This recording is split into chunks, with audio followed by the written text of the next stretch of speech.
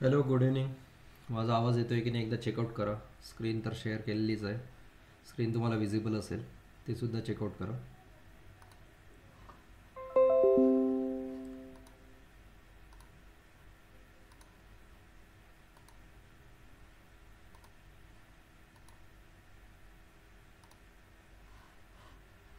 Okay. So आज आपण superposition theorems इथे आपण स्टडी करूया. Okay. So linear network all others independent sources by their internal resistances. तर हा जो स्टेटमेंट आहे, या स्टेटमेंटला आपण बघा अशा प्रकारे डिवाइड करूया. ओके. First statement. ओके. त्यानंतर पुन्हा resultant of the current in any branch is algebraic sum of that currents. अशा प्रकारे दोन पार्टमध्ये आपण त्याला हे करूया. ओके. डिवाइड करून घेतलं. आता इथे क्लिअरली जर सांगायचं झालं तर जेव्हा एकपेक्षा जास्त म्हणजेच दोन किंवा दोनपेक्षा जास्त सोर्सेस आपल्या या नेटवर्कमध्ये असणार, तर त्यावेळेस आपल्याला नेटवर्कला ॲनालिसिस कसं करता येईल, तर हे आपल्याला इथे सुपरपोजिशन थेरमने ॲनालिसिस करता येईल असं इथे सांगण्यात आलं. मग तो कशा प्रकारे ॲनालिसिस करतो, तर इथे आपल्याला इंडिकेट केलेलं आहे की सुपरपोजिशन थेरम हा केव्हा आपण ॲप्लिकेबल करू शकतो, तर if the number of voltages or current sources, okay, or मधलेलं आहे किंवा दोन्ही कॉम्बिनेशनसुद्धा असू शकतात, आर ॲक्टिंग सायमल्टेनियसली म्हणजेच काय, दोन्हीही सोर्सेस हे सुरू आहेत, ओके, ऑन आहेत, सायमल्टेनियसली रन करतायत. Okay. In linear network. What do mean by linear network? So linear network म्हणजेच ज्यांचा करंट वर्सेस व्होल्टेज हा जर ग्राफ आपण ड्रॉ केला तर हा ग्राफ कसा भेटेल, it's a linear graph. So linear network म्हणजेच काय हे आपण ऑलरेडी स्टडी केलेलं आहे. Okay. So current versus voltage. तसंच आपल्याला या डेफिनेशन्समध्ये इंडिकेट केलेलं आहे द रिझल्टंट करंट. मग आता रिझल्टंट करंट म्हणजेच काय की त्या नेटवर्कचा आपल्याला करंट जेव्हा फाइंड आउट करण्याची वेळ येते, तर करंट कसा फाइंड आउट करता येईल, तर आपल्याला त्या नेटवर्कचा रिझल्टंट करंट फाइंड आउट करायचा आहे. ओके. म्हणजे सर सपोज दोन सोर्सेस आहेत, तर पहिला सोर्स जेव्हा चालू असेल तर त्यावेळेस कोणता करंट तिथे फ्लो होतोय, आणि सेकंड सोर्स जर सुरू असेल तर त्यावेळेस तिथे कोणता करंट फ्लो होतोय, आणि टोटल करंट म्हणजेच तुमचा कोणता असणार आहे, रिझल्टंट करंट असणार आहे. So resultant current at any branch, तुम्हाला ज्या ब्रांचमधला रिझल्टंट करंट काढायला सांगितलेला आहे, ओके, तो काय असतो, तर अल्जेब्रिक सम असतो. Algebraic sum of the current that will be produce. म्हणजे त्या पर्टिक्युलर केसमध्ये जेव्हा करंट प्रोड्यूस होतोय, तर त्या पर्टिक्युलर केसची ती अल्जेब्रिक सम असणार आहे. अल्जेब्रिक समला इथे इंडिकेट करता येईल. Okay. It depends upon plus minus. Okay. की तुमचा करंटची डायरेक्शन्स कशी आहे, तुमचे करंटचे पॅरामीटर्स कोणते भेटलेले आहेत, त्याच्यानुसार ॲडिशनच होईल असं आपण सांगू शकत नाही. सबट्रॅक्शन पण होऊ शकतं. तुम्ही करंटची डायरेक्शन कशी अजून केली आहे त्याच्यावरती डिपेंड असणार आहे. ओके. आणि बघा, आणि इथे सांगितलेलं आहे की व्हेन, पण हे सगळं आपण केव्हा करणार आहोत, व्हेन इच सोर्स ॲक्ट म्हणजे सुरू असणे, ऑन असणे, अलोन म्हणजेच एकटा. म्हणजे सर्किटमध्ये जरी दोन सोर्सेस आहे किंवा तीन सोर्सेस आहे, दोनपेक्षा जास्त सोर्सेस आहे, तरी आपण एक सोर्स ऑन करणार आणि करंट फाइंड आउट करणार, त्यानंतर दुसरा सोर्स ऑन करणार आणि पुन्हा करंट फाइंड आउट करणार, नंतर तिसरा सोर्स ऑन करणार, पुन्हा करंट फाइंड आउट करणार, आणि पहिल्या सोर्सचा करंट, दुसऱ्या सोर्स ऑन केल्यानंतरचा करंट, तिसरा सोर्स ऑन केल्यानंतरचा करंट, आणि या सगळ्या करंटची आपण तिथे अल्जेब्रिक सम करणार, आणि जो फायनल आपल्याला टोटल करंट मिळतो त्यालाच आपण रिझल्टंट म्हणजेच टोटल करंट असं इथे म्हटलेलं आहे. मग आपण जेव्हा पहिला सोर्स हा जेव्हा ऑन होतोय, तर बाकीचे दोन सोर्सेसला काय करायचं, तर इथे सांगितलेलं आहे बघा, replacing all others independent sources, शंकरपाळेवाले सोडून बाकीचे जे आपले नॉर्मल आपण जे यूज करतोय. Okay. So replacing all others independent sources by their internal resistances, तर हा एक बेसिक इलेक्ट्रिकल इंजिनिअरिंगचा हा क्वेश्चन आहे, BEEचा. ओके. तर आपल्याला इथे या लास्ट स्टेटमेंटला अशा प्रकारे इथे घ्यायचं आहे की जर का व्होल्टेज सोर्स जर असेल, voltage source positive with respect to the negative, अशा प्रकारे सुद्धा आपण व्होल्टेज सोर्स दाखवतो. ओके, किंवा आपण अशा प्रकारे सुद्धा व्होल्टेज सोर्स दाखवतो. Positive terminals with respect to negative terminal shorts, अशा प्रकारे हे दाखवतो. पॉझिटिव्ह निगेटिव्ह हा सुद्धा व्होल्टेज सोर्स आहे. तर या व्होल्टेज सोर्सला आपण शॉर्ट सर्किट करणार, कारण की या व्होल्टेज सोर्सचा रेजिस्टन्स हा खूप कमी असतो आणि त्यामुळे इंटरनल रेजिस्टन्स हा खूप कमी असतो आणि त्यामुळे या व्होल्टेज सोर्सला आपण शॉर्ट सर्किट म्हणून इंडिकेट करतो. म्हणजेच व्होल्टेज सोर्स जर सिरीजमध्ये कनेक्टेड असणार तर तो शॉर्ट सर्किट म्हणून काम करणार. ओके, सेम थिंग्स जर का सपोज करंट सोर्स आहे आणि करंट सोर्स आपल्याला अशा प्रकारे इंडिकेट केलेला असणार आहे, ॲरोने इंडिकेट केलेला असणार आहे, किंवा करंट सोर्स ॲरोने इंडिकेट केलेला आहे. ओके, तर हा करंट सोर्स ओपन सर्किट म्हणून ॲक्ट होतो. का बरं ओपन सर्किट म्हणून ॲक्ट होतोय? तर internal resistance of the current source is infinite, म्हणजे खूप जास्त असतो. इंटरनल रेजिस्टन्स या करंट सोर्सचा खूप जास्त असतो आणि म्हणून तो ओपन सर्किट म्हणून ॲक्ट होतो. इंटरनल रेजिस्टन्स आयडियली 0 असतो, म्हणून हा शॉर्ट सर्किट म्हणून व्होल्टेज सोर्स तिथे ॲक्ट होतो. तर काही नाही, इम्पॉर्टंट फक्त तुम्हाला या डेफिनेशन्स म्हणून एवढंच घ्यायचं आहे की आपल्याला इनसेम एक्झामला जर थेरॉटिकल क्वेश्चन्स टाकायचं ठरलं तर सुपरपोजिशनचं स्टेटमेंटसुद्धा विचारलं जाऊ शकतो. What is state the superposition theorem. मग स्टेट म्हटल्यानंतर काय, तर तुम्हाला हे स्टेटमेंट लिहावं लागणार. ओके, आणि या स्टेटमेंटवरूनच आपण ॲनालिसिससुद्धा करणार आहोत. तर आपण एक एक्झाम्पल्स पॉईंट ऑफ व्ह्यू इथे बघूया, थेरॉटिकल एक्झाम्पल्स. तर अशा प्रकारे इथे स्टेटमेंट लिहिल्यानंतर तुम्ही एक्सप्लेनेशन्स अशा प्रकारे देऊ शकतात की सपोज अशा प्रकारे व्होल्टेज सोर्स आहे, positive with respect to negative, हा पहिला व्होल्टेज सोर्स आहे म्हणून आपण याला V1 असं नाव देऊया. ओके, R1 रेजिस्टन्सेस, त्यानंतर इथे सेकंड रेजिस्टन्स, अशा प्रकारे इथे थर्ड रेजिस्टन्स आणि इथे पुन्हा एक व्होल्टेज सोर्स अशा पोलॅरिटीचा इथे कनेक्ट केलेला आपल्याला दिसतोय. So V2. Okay, so R1 आहे, त्यानंतर R2 आहे, त्यानंतर R3 आहे. Okay, R1 R2 R3.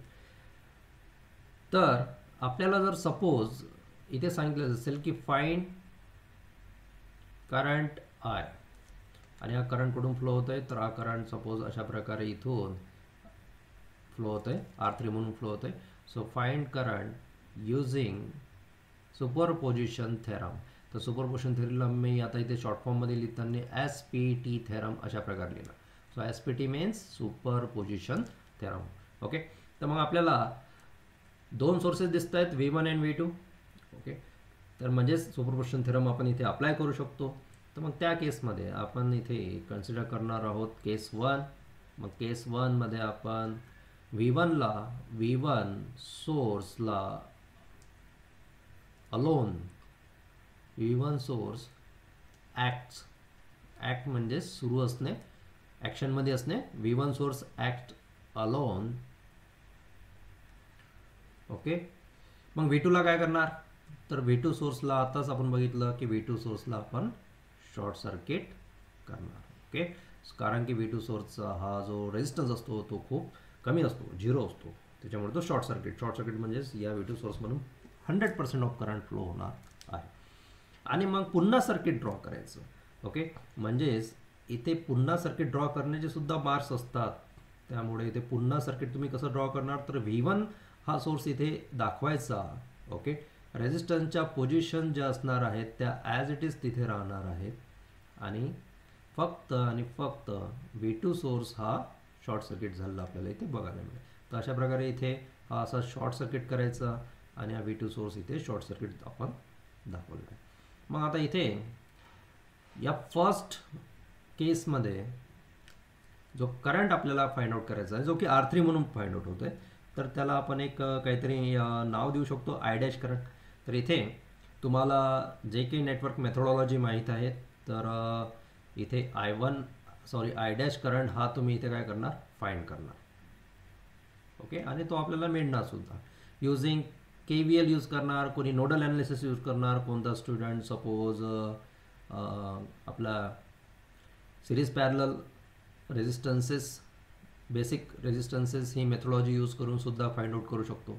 Okay, so अशा प्रकारे इथे ओके, सो हा केस 1 मध्ये आपल्याला वेरियस मेथडने आपण I dash current find out करणार. मग केस 2 ला आपण काय करणार, तर केस 2 ला V2 सोर्सला ऑन करायचं, म्हणजे V2 सोर्सला ॲक्ट अलोन करायचं, act alone. Okay, while V1 source is the short circuited. मग इथे आता V1 सोर्सला तुम्ही शॉर्ट सर्किटेड करणार आहात. मग त्यानंतर पुन्हा डायग्राम काढायची. पुन्हा डायग्राम काढण्यासाठी इथे हा तुमचा V1 ला अशा प्रकारे शॉर्ट सर्किट करायचं. ओके, आणि बाकी रेजिस्टन्सेसचे position as it is, V2 source रेजिस्टन्सेसच्या positions as it is, V2 source तुम्हाला ॲज इट इज इथे दाखवायचा आहे, V2 ऑन दाखवायचा आहे. ओके, रेजिस्टन्स R1, R2 आणि R3. आणि या R3 म्हणूनच फ्लो होणारा करंट आपल्याला काढायचा सुपरपोजिशन थेरमने. त्याच्यामुळे आता इथे आपण या सेकंड केसला आहे तर आय डबल डॅश असं याचं नाव ठेवलं. ओके, आणि इथे आपण आय डबल डॅश वेगवेगळ्या मेथडने काय करणार आहोत, फाइंड करणार आहोत. ओके, मग इथे फायनली तुम्ही काय करणार, तर फायनल स्टेप्समध्ये आपण केस 3 म्हणूया, केस 3. ओके, सो फायनल केस 3 मध्ये if both V1 and V2, if both V1 and V2 source is act किंवा ऑन म्हणलं तरी चालेल. Okay, then the total current, so total current किती फाइंड आउट होणार, सो टोटल करंट जो की 3 ओहमचा सॉरी R3 म्हणून फ्लो होणारा जो करंट आहे तो किती असणार, तर पहिल्या केसमुळे जेव्हा V1 ऑन होता तर त्यावेळेस आय डॅश करंट फ्लो झाला. जेव्हा V2 हा एकटा सोर्स ऑन होता तर त्यावेळेस आय डबल डॅश हा करंट फाइंड आउट केलेला आहे. तर या दोघांची अल्जेब्रिक सम आपण करणार. अल्जेब्रिक समचा मिनिंग असा आहे की तुम्ही करंटची डायरेक्शन ज्याच्यानुसार घेतलेली असेल तसं कोणी ॲड करेल, कोणी सबट्रॅक्ट करेल, depends on the direction of current you choose. Okay, आणि अशा प्रकारे इथे आपल्याला करंट इथे फाइंड आउट होणार आहे यूजिंग सुपरपोजिशन थेरम. सो हे तुमचं फायनलाइज आन्सर इथे मिळणार आहे. ओके, तर हा तर झाला सपोज तुम्हाला हा थेरॉटिकल क्वेश्चन विचारला आणि जर तुम्हाला सॉल्व करायचं झालं तर अशा प्रकारे तुम्ही त्यांना केस 1 केस कॉमनली कनेक्टेड 2 ओहमचा रेजिस्टन्स आहे तर त्यामधून जो करंट फ्लो होणार तो असणार 4.5 एम्पियर्स. ओके, सो अशा प्रकारे इथे आपल्याला हा फर्स्ट एक बेसिक न्यूमरिकल्स आपण इथे बघितला. बेसिक न्यूमरिकल्समध्ये आपल्याला फक्त एवढंच समजलेलं आहे की केस 1 आणि केस 2 कशा प्रकारे इथे हँडल करायचे.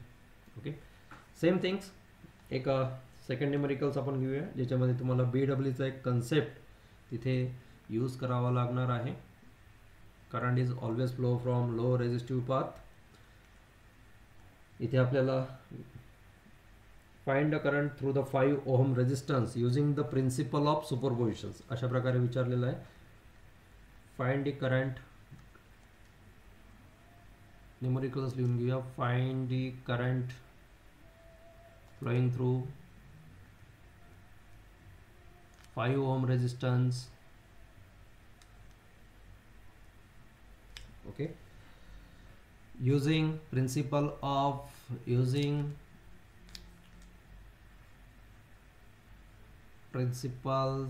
of superposition theorem.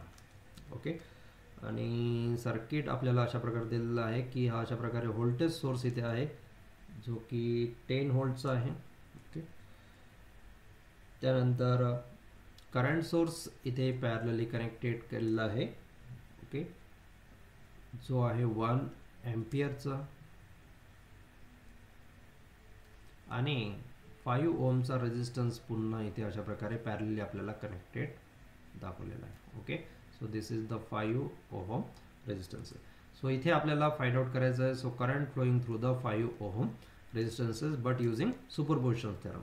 So similarly solutions जेव्हा आपण स्टार्ट करणार तर त्यामध्ये आपण केस नंबर 1 इथे आपण घेणार आहोत. सो केस नंबर 1 मध्ये आपण काय करणार, ओनली 10 व्होल्ट इज ऑन. 10 व्होल्टला आपण सुरू ठेवणार आहोत, ऑन करणार आहोत. अँड 1 एम्पियर इज, सांगा करंट सोर्स आहे, शॉर्ट सर्किट करणार की ओपन सर्किट करणार. Okay, so obviously current source आहेत तर यांना आपण ओपन सर्किटेड करणार आहोत. So 1 ampere current is open circuited. आणि पुन्हा हे डायग्राम्स आपल्याला इथे घ्यावी लागेल. ओके, सो डायरेक्टली आपण यांचं कॉपी पेस्ट करून घेऊया. सो ही diagrams directly copy pasted, but some changes is there. आणि चेंजेस कोणते तर करंट सोर्स जो आहे, करंट सोर्स, तर त्याला आपण काढून टाकणार. ठीक आहे, सो अशा प्रकारे इथून करंट सोर्स जर आपण काढून टाकलेला आहे तर त्याला करंट सोर्सला निग्लेक्ट करण्यासाठी replace by internal resistances, that is nothing but it's a open circuited. मग आता इथे तर इमिजिएटली आपल्याला हा करंट फाइंड आउट करता येईल, जो करंट 5 ओम रेजिस्टन्स म्हणून फ्लो होत आहे. So this is the open circuited. So बघा, हा अशा प्रकारे करंट, हा ज्याला आपण आय डॅश अशा प्रकारे नाव देणार आहोत. सो इथे आय डॅश आपल्याला फाइंड आउट करता येईल. I dash is nothing but the total voltage divided by total resistance. Total resistance obviously इथे कोणते दुसरे रेजिस्टन्स नाहीच आहेत. डायरेक्टली आपल्याला current is equal to 10 divided by 5 म्हणजेच 2 एम्पियर अशा प्रकारे इथे आन्सर भेटते. So I dash is 2 ampere. Okay, same things. Second case मध्ये आपण करंट सोर्सला ऑन ठेवणार आहोत. ओके, सो करंट सोर्स जो की 2 एम्पियरचा आहे, सॉरी 1 एम्पियरचा आहे. So 1 ampere current source is on and 10 volt voltage source आहे, त्याला काय करणार, इज ओपन, सॉरी ओपन नाही, short circuited, is short circuited. Okay, आणि पुन्हा जर आपण इथे डायग्राम जर घेतली, ओके, तर आपल्याला ओके, तर इथे मी आता हा जो ओपन आपला जो व्होल्टेज सोर्स आहे तर त्याला शॉर्ट अगोदर करून घेऊया.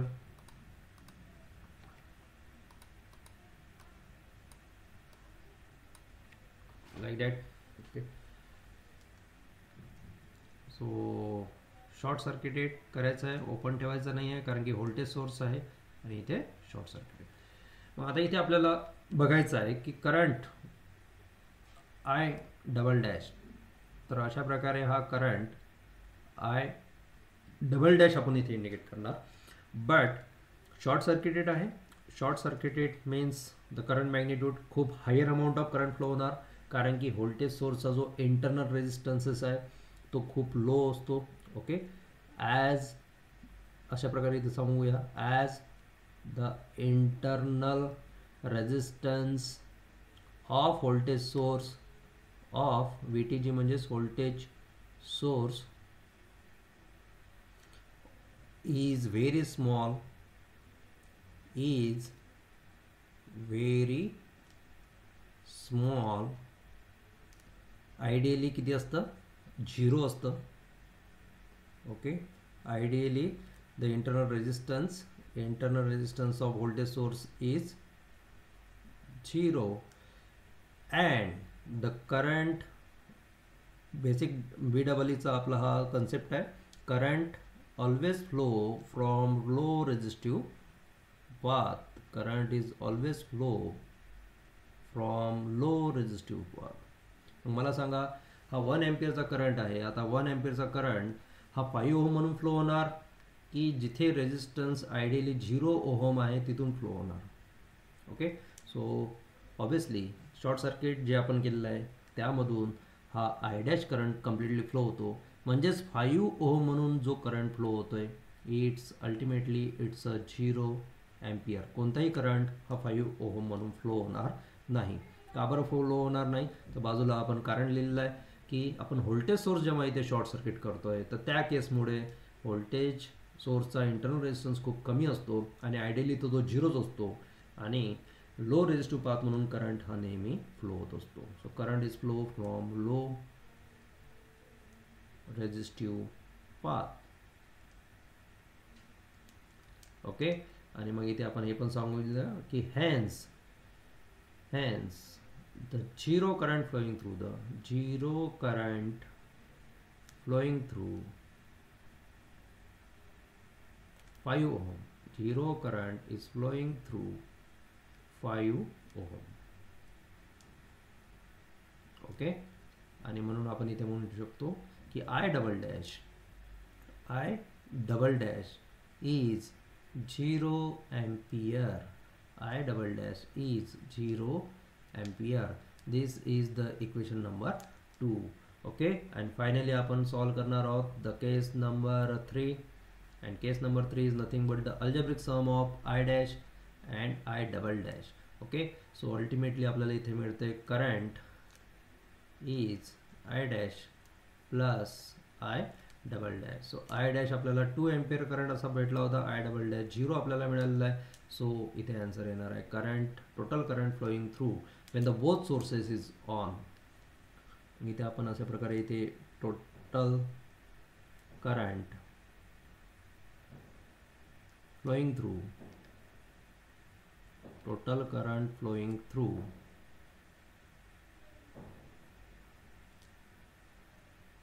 5 ohm resistances when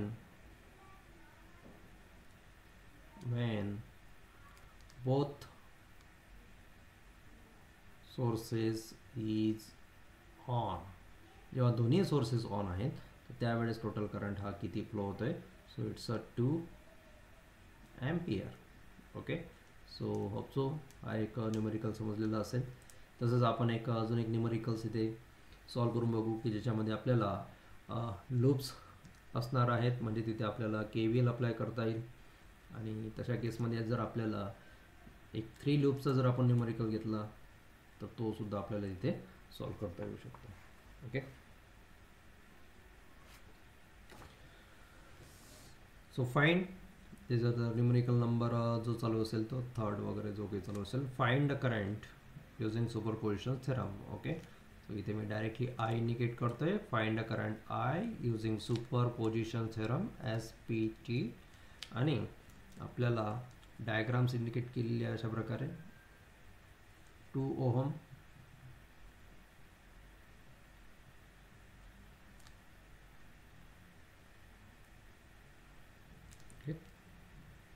त्यानंतर व्होल्टेज सोर्स हा पॉझिटिव्ह विथ रिस्पेक्ट. आता इथे 3 लूप्स आपल्याला इंडिकेट केलेले आहेत आणि हा जो कॉमन रेजिस्टन्स आहे याच रेजिस्टन्समधला आपल्याला फ्लो होणारा करंट फाइंड आउट करायला सांगितलेला आहे जो की I नावाने इथे इंडिकेट केलेला आहे. हा 6 ओहमचा रेजिस्टन्सेस आहे. ओके. तसाच दुसरा एक व्होल्टेज सोर्स हा या लूपला कनेक्टेड आहे positive with respect to the negative अशा प्रकारे हा. आणि हा आहे 10 व्होल्टचा व्होल्टेज सोर्स. ओके. त्यानंतर 2 ohm resistances,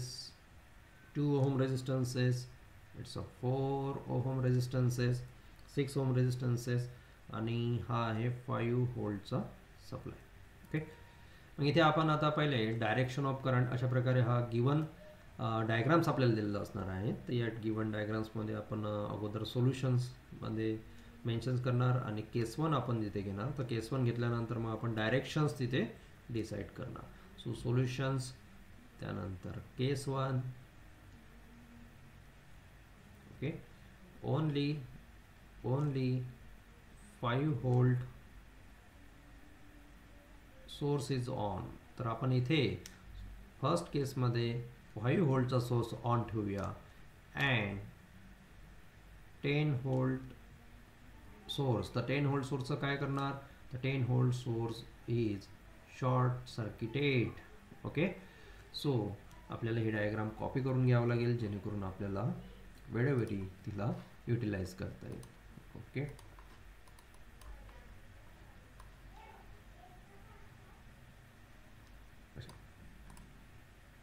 कॉपीड,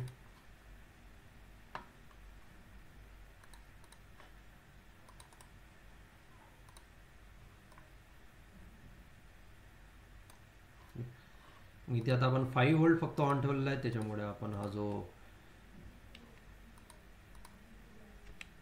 10 व्होल्टचा सप्लाय आहे त्याला काढून टाकूया आणि त्याला करूया short circuited. So this one is short circuited.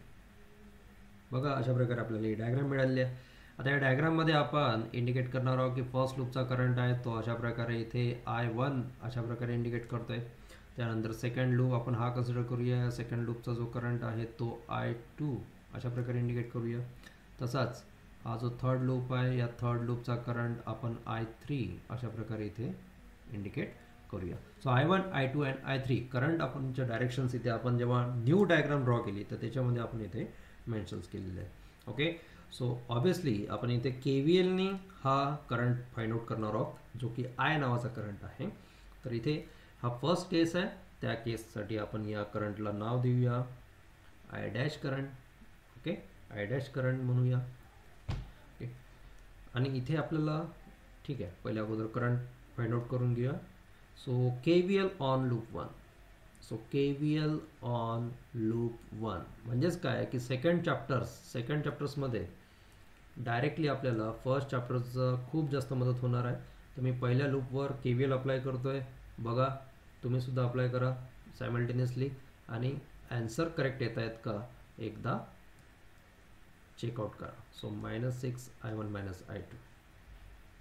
आता हे इक्वेशन मी अशा प्रकारे का घेतोय तर हे आपण ऑब्वियसली पहिल्याच चॅप्टरमध्ये कव्हर केलेलं आहे, त्यामुळे पुन्हा पुन्हा मी इथे सांगणार नाही. ओके, सो 2I3 6 फक्त तुम्ही चेकआउट करा की हे इक्वेशन माझ्याकडून बरोबर येते का.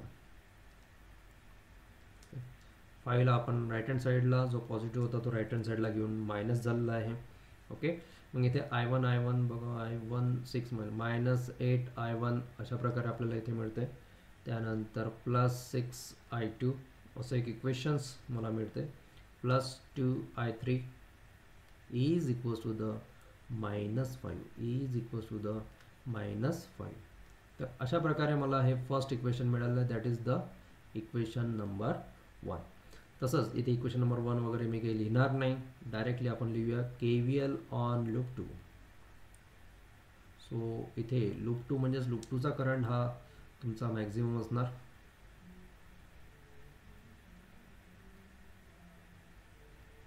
ओके, सो मला लूप 2चा KVL असा भेटतोय -6 I2 - I1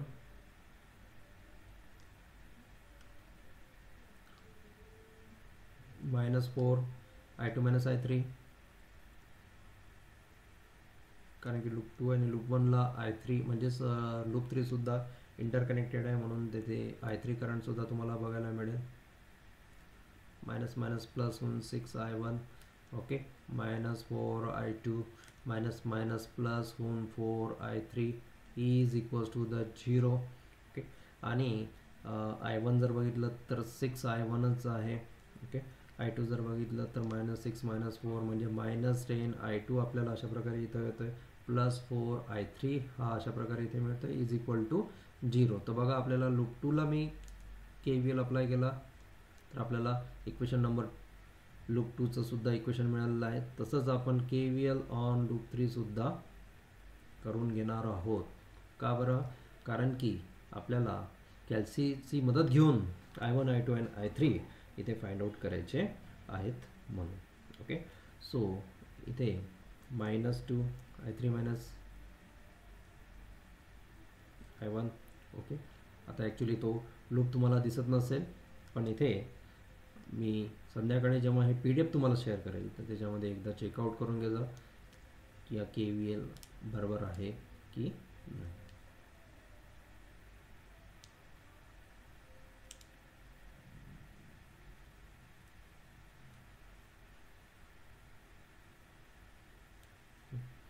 ब्रॅकेट ओपन करतोय, ब्रॅकेट ओपन केल्यानंतर -2 I3 minus minus plus 2 I1 minus 4 I3 minus minus plus होणार, it's a 4 I2 minus 2 I3 is equals to the 0. Okay, इथे 2 I1 त्यानंतर plus 4 I2 minus 4 I3 okay is equals to the 0. तर अशा प्रकारे मला बघा पहिल्या केसचे लूप 1, लूप 2 आणि लूप 3 ओके हे 3 इक्वेशन मिळाले आणि बाय कॅल्सी सॉल्विंग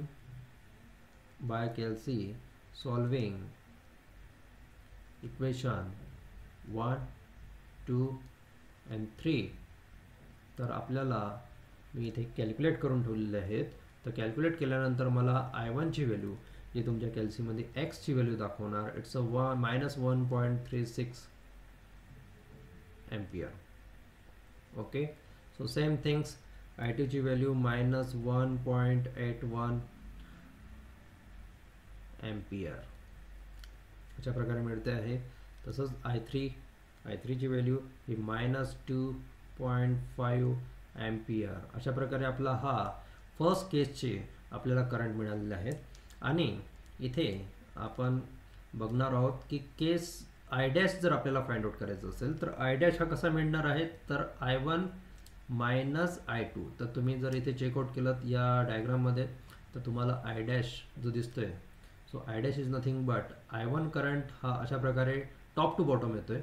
ओके, आणि I2 करंट हा अशा प्रकारे बॉटम टू टॉप तिथे जातोय. सो I' म्हणजेच काय असणार आहे, तर हे फ्रॉम डायग्राम्स इथे आपण लिहू पण शकतो. फ्रॉम डायग्राम्स ज्या प्रकारे आपण डायरेक्शन ऑफ करंट चूज केलेलं आहे, सो फ्रॉम फिगर किंवा फ्रॉम डायग्राम अशा प्रकारे आपण इथे मेन्शन करू शकतो. मग I1 किती आलेलं आहे आपला, तर इथे I1 आलेलं आहे -1.36 अशा प्रकारे आलेलं आहे. मायनस करून I2 करंट हा किती आलेला आहे, तर I2 करंट हा -1.81 असा इतका आलेला आहे. आणि यांना जर तुम्ही सॉल्व केलं तर हा I' करंट तुम्हाला 0.45 अशा प्रकारे इतका मिळतोय. सो 0.45 एम्पियर हा आपल्याला I' मिळालेला आहे. ओके, सो 50% न्यूमरिकल्स आपल्या इथे सॉल्व झालेलं आहे. याला इक्वेशन नंबर 1 आपण देऊया. ओके, तसंच कलरचा पेन आपण चेंज करून घेऊया, कारण की आता आपण केस 2 ला जातोय. ओके, सेम थिंग्स केस 2.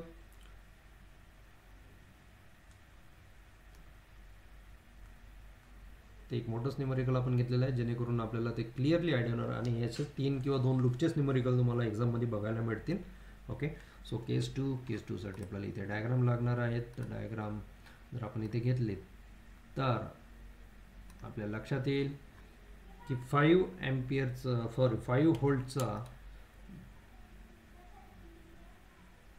जो सोर्स आहे, अगोदर आपण काय घेतलेलं होतं, हां शॉर्ट सर्किट आपण 10 व्होल्टला केलं होतं, तर आता इथे आपण 5 व्होल्टला शॉर्ट सर्किट करणार आहोत. ठीक आहे, लाईक दॅट. ओके, सो अशा प्रकारे इथे आपण शॉर्ट सर्किट करणार आहोत. इथे लिहून सुद्धा घेऊया शॉर्ट सर्किट.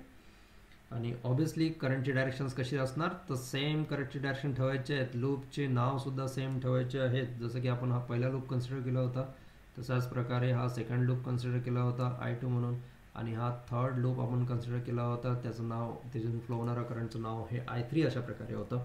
ओके, सो इथे पुन्हा केस 2 मध्ये आपण इथे नोट डाऊन करू शकतो की 10 volt is on. 10 volt supply जो आहे तो आपण ऑन केलेला आहे. While 5 volt is short circuited. 5 व्होल्टला आपण काय करतोय, शॉर्ट सर्किट करतोय. ओके, सो अशा केसमध्ये आपल्याला ही जी डायग्राम मिळालेली आहे तर त्याच्या पहिल्या लूपवर आपण इमिजिएटली KVL अप्लाय करतोय. So -6 I1 - I2 -2 I2 I1 minus I3 is equals to the 0. Okay, आणि यांना जर तुम्ही सॉल्व केलं तर हे तुम्हाला मिळतं -8 I1 plus 6 I2 plus 2 I3 is equals to the 0, is equals to the 0. Okay, so this is the equation. तर एक स्टेप मी इथे कमी केलेली आहे आणि डायरेक्टली इथे इक्वेशन काढलेलं आहे. तसंच KVL on loop 2. So loop 2 वर जर आपण KVL अप्लाय केलं तर बघा -6 I2 minus I1 -4 I2 minus I3. Okay, -10 व्होल्टचा इथे सेकंड लूपला आपल्याला व्होल्टेज सोर्स कनेक्ट दिसतोय. ओके, त्यामुळे इथे -10. हा -10 काय घेतोय कारण की I2 करंट हा पॉझिटिव्ह टू निगेटिव्ह पोलॅरिटी अशा प्रकारे तिथे फोर्स होतोय. ओके, आणि या -10ला जर आपण राईट हँड साईडला जर ट्रान्सफर केलं तर आपल्याला भेटतो -6 I2 minus plus 6 I1. Okay, -4 I2 minus plus 4 I3 is equals to the 10 अशा प्रकारे. आणि यांना जर तुम्ही सॉल्व केलं तर 6 I1 -10 I2 plus 4 I3 is equals to the 10. तर अशा प्रकारे आपल्याला इथे हा मिळालेला आहे सेकंड लूपचा इक्वेशन्स. ओके, तसंच आपण KVL ऑन लूप 3 करणार आणि लगेच आपल्याला इमिजिएटली फायनलाइज आन्सर इथे मिळणार आहे. So KVL on loop 3. So KVL on loop 3 it's -2 I3 minus I1. तर लूप 3 हा पहिल्या केसमध्ये आणि सेकंड केसमध्ये, कारण लूप 3चं काही कनेक्शनच नाही आहे 1 आणि 2 लूपला, त्यामुळे त्यांचं इक्वेशन KVL ऑन लूप 3 पहिल्या केसमधला आणि KVL ऑन लूप 3 सेकंड केसमधला, या दोघांचं इक्वेशन काय असणार, एक्झॅक्टली सेम टू सेम असणार. म्हणून इथे डायरेक्टली मी आन्सर लिहितोय -2 I1 plus 4 I2 minus 4 I3 is equals to the 0. अशा प्रकारे. So by solving equation 1, 2 and 3, so by solving equation 1, 2 and 3 we get the कॅल्सी मध्ये इक्वेशन नावाचं जे फंक्शन असतं त्यामध्ये हा 3 अननोन वाला चूज करून जर आपण फाइंड आउट केलं तर विथ द हेल्प ऑफ कॅल्सी मला I1 अशा प्रकारे मिळालेला आहे -3.63 एम्पियर. ओके, तसंच I2 मिळालेला आहे -4.09 एम्पियर. ओके, तसंच I3 मला मिळालेला आहे सेकंड केसमध्ये इट्स -2.27 एम्पियर. ओके, बट जर का आपण या केसमध्ये I जर फाइंड आउट करायचं ठरवलं तर तो आपल्याला काय मिळतोय, तर इथे तुम्हाला I डबल डॅश, आपण I डबल डॅश असं नाव त्याला दिलेलं आहे सेकंड केसला, तर इथे फिगरमध्ये सुद्धा मेन्शन करूया. So it's I double dash. So I double dash हा काय असणार, तर इथे तुम्ही चेकआउट करू शकतात. बघा I1 करंट हा टॉप टू बॉटम जातोय आणि I2 करंट हा पुन्हा बॉटम टू टॉप अशा प्रकारे जातोय. म्हणजेच I1 आणि I2 करंट हे अपोजिट डायरेक्शनने फ्लो होत आहेत I डबल डॅश करंट म्हणून इथे I1 मायनस I2 अशा प्रकारे आपण घेऊ शकतो. सो I1चा करंट इथे आपला जो मिळालेला आहे that is nothing but -3.63 minus of I2चा करंट आपल्याला जो मिळालेला आहे इट्स -4.09. ओके, बी केअरफुल हे कॅल्क्युलेशन्स करताना मायनस प्लसचा जे इक्वेशन आपले आलेले आहेत ते ॲज इट इज इथे ब्रॅकेट टाकून पुट डाऊन करायचे. आणि तुम्ही अशा प्रकारे जर कॅल्सीचा चांगल्या प्रकारे यूज जर तुम्हाला येत असेल तर I डबल डॅश तुम्हाला 0.46 एम्पियर इतका आपल्याला मिळतोय. ओके, सो याला तुम्ही इक्वेशन नंबर 2 ने इंडिकेट करणार. आता राहिलेला आहे आपली थर्ड केस म्हणजेच फायनलाइज आन्सर. सो फायनलाइज आन्सरसाठी पुन्हा एकदा आपण कलर चेंज करून घेऊया.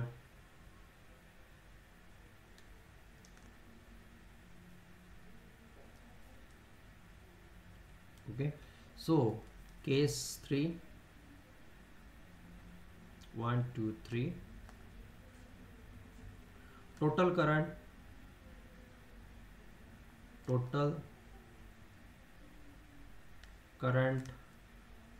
when both source is on, when both source is on, म्हणजे दोन्ही सोर्स जेव्हा ऑन आहेत तर त्या केसमध्ये जर आपल्याला टोटल करंट जर फाइंड आउट करायला सांगितलं, म्हणजेच इथे जर आपण ही डायग्राम प्लेस केली तर आपल्याला लगेच समजेल.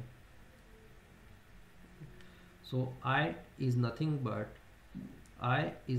but पहिल्या केसमध्ये हा I डॅश करंट आहे, हा सुद्धा आपल्याला अशा प्रकारे इथे फ्लो होतोय. I डॅश करंट हा टॉप टू बॉटम फ्लो होतोय. तसंच प्रकारे I डबल डॅश करंट सुद्धा आपण बघितला तर हा I डबल डॅश करंट सुद्धा काय होतोय, टॉप टू बॉटमच फ्लो होतोय. आणि म्हणूनच आपण इथे हा जो I टोटल करंट जो फाइंड आउट करतोय, टोटल करंट इथे जो फाइंड आउट करतोय, that is nothing but I is I dash plus I. का बरं? कारण की दोघांची डायरेक्शन ही सेम आहे. तर अशा प्रकारे इथे आपण राऊंड करून घेऊया म्हणजे तुम्हाला समजेल. बघा, I डबल डॅशची डायरेक्शन्स वरच्या डायग्राममध्ये जाऊन तुम्ही बघू शकतात. केस 1 मध्ये I डॅशची डायरेक्शन सुद्धा तुम्ही बघू शकतात. आणि आपला I डॅश मिळालेला आहे 0.45 ampere plus I double dash आत्ताच आपल्याला मिळालेला आहे 0.46 एम्पियर. तर या दोघांची जर ॲडिशन केली तर ती आपल्याला मिळते it's a 0.91 ampere. Okay, so अशा प्रकारे इथे आपल्याला सुपरपोजिशन थेरमनी हा टोटल करंट इथे फाइंड आउट झालेला आहे. आणि टोटल करंट फाइंड आउटला अशा प्रकारे बॉक्स करायला विसरायचं नसतं, जेणेकरून चेकरला ॲन्सर इमिजिएटली लोकेट होतं कोणतं ॲन्सर यांनी काढलेलं आहे. आणि डायग्राम्स काढायला पुन्हा पुन्हा विसरायचं नाही. सो केस 1 केस 2 केस 3 मध्ये आपण 3 वेळेस 3 डायग्राम्स काढलेले आहेत. ओके, सो अशा प्रकारे इथे आपल्याला सुपरपोजिशन थेरम सॉल्व करता येईल. सुपरपोजिशन थेरममध्ये एकपेक्षा जास्त म्हणजेच दोन, कमीत कमी 2 सोर्सेस तुम्हाला बघायला मिळतील आणि 2 सोर्सेसचं आपल्याला अशा प्रकारे युटिलायझेशन्स करायचं आहे केस 1 केस 2 आणि इथे सॉल्व करायचं आहे. ओके, सो आजचं लेक्चर तर आपण इथे थांबवतोय, पण त्या अगोदर एक होमवर्क तुम्हाला देतोय सुपरपोजिशन थेरमचा. उद्यासुद्धा आपण सुपरपोजिशन थेरमच कंटिन्यू करूया. तर या सर्किटमध्ये तुम्हाला करंट फाइंड आउट करायचं आहे. Find the current I using superposition theorem. Okay, current हा तुम्हाला डायग्राममध्ये इंडिकेट केलेला आहे, तो कुठे आहे तो एकदा चेकआउट करा. So it's a 1 ampere current source, रेजिस्टन्सेस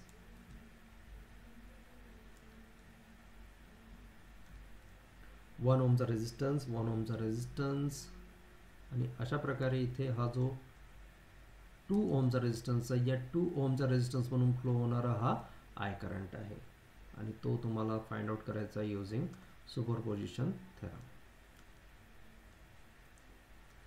इकडे सेकंडरी व्होल्टेज म्हणजे सेकंड सोर्स, हा व्होल्टेज सोर्स दिलेला आहे अशा प्रकारे, जो की 1 व्होल्ट इतका आहे. ओके, 3 ओहम, 1 ओहम, त्यानंतर 1 ओहम. ओके, अशा प्रकारे. आणि इथे जो I करंट आपल्याला मिळतोय, थांबा, याचा I करंट तुम्हाला ॲन्सर सुद्धा सांगतोय.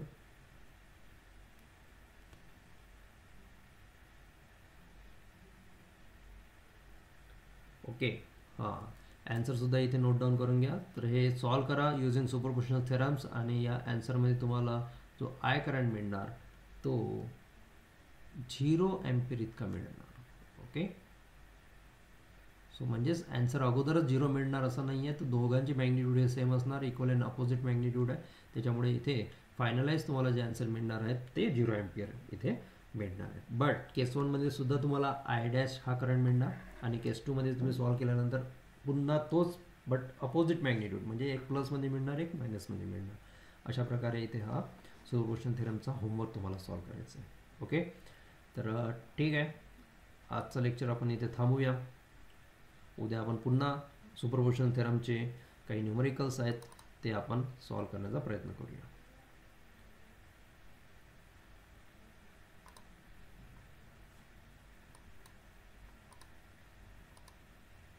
हॅलो. हां बोला. हा सर, म्हटलं आपण क्वेश्चन नंबर 1 सोडवला, फर्स्ट एक्झाम्पल हो आपलं. तर त्याच्यामध्ये करंट डिव्हिजन रूल यूज केल्यानंतर फर्स्ट लूप मधला जो आय करंट येतो तो 1 एम्पियर येतोय. हा केस 1. हो, केस 1.